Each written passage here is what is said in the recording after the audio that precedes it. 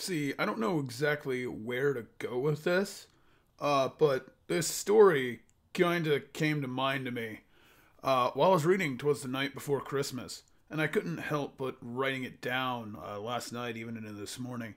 It's something curious that I just came up with. I'm not sure how it'll go over. I mean, it's me on camera instead of a big black screen, and we all know that big black screens are kind of my go-to. But anyway, so this video is going to be a bit more free-form and a bit more crazy than usual. However, I did write it down, and I'm just going to read it to you. It's a neat little adventure storybook story. I'm not sure how much voice acting I'm going to do for it, but I think I'm going to do at least a little bit. Anyway, sit back, relax, and now that we're almost a minute in, my apologies, we can begin. There once was a boy, 8 years in age, who lived with his mother, alone at the edge of a dense forest. Kindly as she was, his mother was also secretive, quiet, never one to allow the boy to venture too far into the woods. To keep him from going there, she spoke of monsters with wings that spanned yards, and teeth that were as large as spears, fierce giants that would consume him if given even the slightest chance. Usually, that was enough to keep the boy from going, to keep him within earshot of the house, to keep him safe, to keep him away. Yet, something was different. One day, as he was enjoying it, bouncing his ball among the trees, and skipping stones among the river, there was something else. You see, beneath the tumbling grey clouds of a soon-coming thunderstorm, faint peals of thunder echoed off in the distance.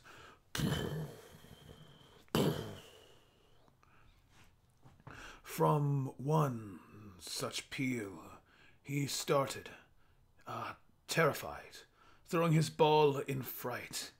It bounced from one side of the stream to the other, and quickly into the woods beyond. In his fright, he turned back to the house. Panic had set in quickly.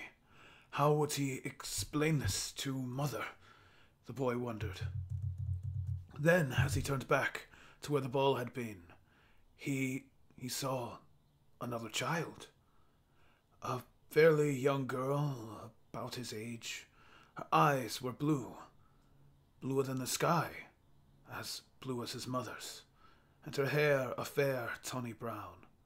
She wore a white dress marked with leaves and twigs, and amid the coming storm winds she was giddy, smiling, with a smile a lot like his own.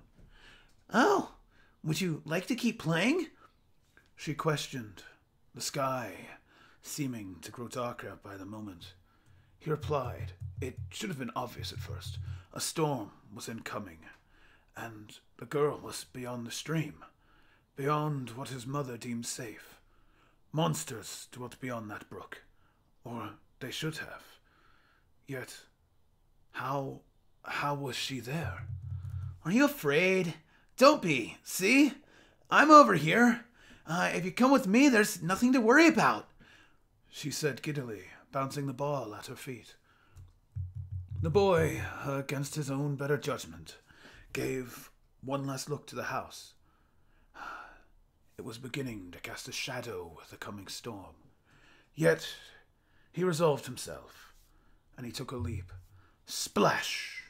It took one jump to clear the small stream, his heels soaking in the water just at the other side. The girl caught his hand as he began to slip, and quickly they began to run deeper into the woods.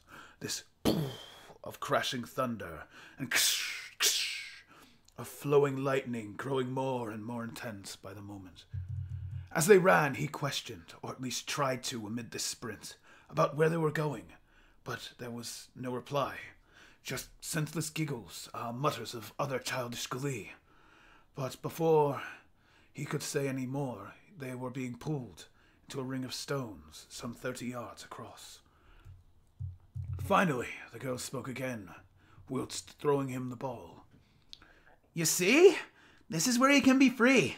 Just play with me and stay, and you'll never have to worry another day. Her words rhymed and hummed almost unnaturally. As the boy caught the ball, he was amused by her rhyming tone. This girl was different than those in the village, different from the normal girls he had met before her. She was colorful, vibrant, full of life. A lot like his mother. Mother. There it was again, that pang of regret. He had done it, hadn't he? He had broken her circle of trust. But she'd understand, surely. But what if she wouldn't? What if there would be punishment?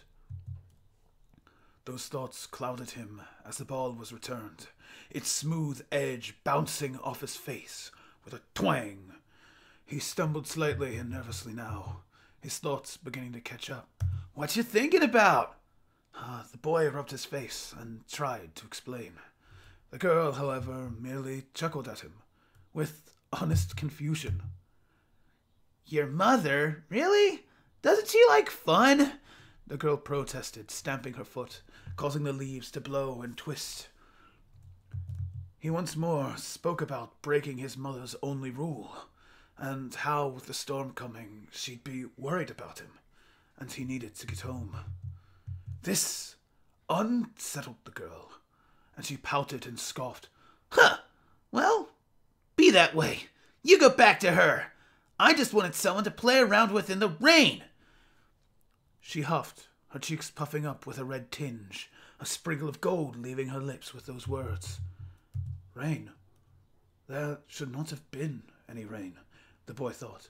The sky, which had been grey of coming rain, surely couldn't have changed that quickly. And yet it had.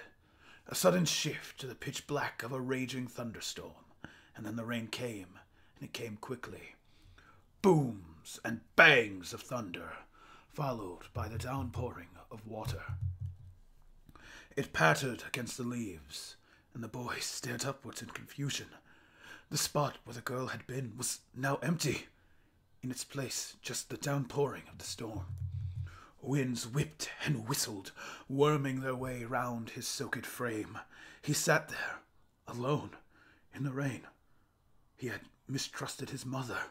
He had broken her trust, and now he was here, lost in a forest that was changing so quickly. The trees were now black and blue and purple, their leaves changing just as much, and yet the rain, the bitter rain, continued to fall. He had no other option, and that was where he wept, tears rolling down his face, amid the bitter chill of the rain. He cried on, and on, for how long, no one could know, but he knew it was growing colder, and he was even more alone. His tears only stopped when he heard the first footfall of a Goliath, a Titan, a monster, what his mother had warned him about in these woods, a creature that would undoubtedly eat him alive. It approached and approached, a mass of black against the rain and darkness. In this, its definition was unknown, just massiveness from the sound of its heavy, heavy footfalls. And then, across the sky, a brief flash of lightning carved open the night, and the boy got the briefest glimpse of the monster as he crawled away from it. It towered nearly 20 feet high at the shoulder, with massive leathery wings that spread forth from its back. Its head was taller, among a long neck covered in scales that seemed golden, or perhaps silver. The light was brief, and only played even more so across the scales. Yet he knew its head was far larger than his body, and the faint glint of light that crossed its teeth would reveal their spirited nature. "Little one, what are you doing here?" The beast bellowed, and the boy swept out, running in sorrow and fear. The child thrashed and pleaded, his words slurring amid the snot and tears along his face. Ichu, little one, are you here, alone? It asked again, tone rumbling and billowing as the boy lashed around in further panic. A girl. You fathered a girl into the forest, I see. It spoke with wisdom, and then its massive clawed hand swung out from its side, leaving a three-pointed stance, and it came to lay against the ground before the child. Come. Come, my boy. Creatures like me should give you no fear here. It is those in human shape that dare torment the young and helpless. The monster pleaded, Climb in my hand, and home you will be. The boy yet didn't believe it, crying out for his mother and cursing the lizard in its winged frame, thunder and lightning continuing to lash around in the cacophonous of this massive storm. Fear of my kind is wise, outside of this place, but here I am to guide you to your home. This is no place for a soul like yours. The beast spoke again, keeping its forelimb against the ground, poised for the boy to mount. The child whined and complained, distancing himself while shuffling among the leaves. His eyes were now hazy from tears and fatigue. This is the land of the Fae, my boy. You needn't be here, for a mere prankster is the least of your worries. Count yourself lucky to have never met something far worse. Now come, so I can return you home. Your mother and father must be worried. Something in the Grand Beast's tone must have touched the boy, or maybe his consciousness had been overcome with enough guilt, and he slowly crawled to its palm. With a massive whoosh, the beast fluttered its wings and rose above the trees, the flashes of lightning and dirges of thunder phasing it not in the slightest. The boy, in his wet and tiredness, faded to the realms of sleep among the great beast's paw, while it diligently carved its way through the night. How long they flew, the boy did not know, but he awoke in a familiar place, amid the puddles that formed after every rain, just to the left of his humble village home. Faint tongues of orange sunlight licking at his face as his bleary eyes slowly cleared with winks. Standing over him was his mother, so dear, her brown hair tied back messily and her blue eyes mired by worry. She reached out and bound him in her arms, her head leaning against his as a mother swan would do to her young. Thank goodness you're okay, she murmured hoarsely, as if sobbing much on her own. The boy, shamefaced, explained, unable to take her kindness as of yet. He spoke of the land of the Fae, and what was beyond the tree line, that tricky little girl, and the monster he had been with, and his mother's grip never loosened. I should have known that the stream wouldn't hold you back. What could?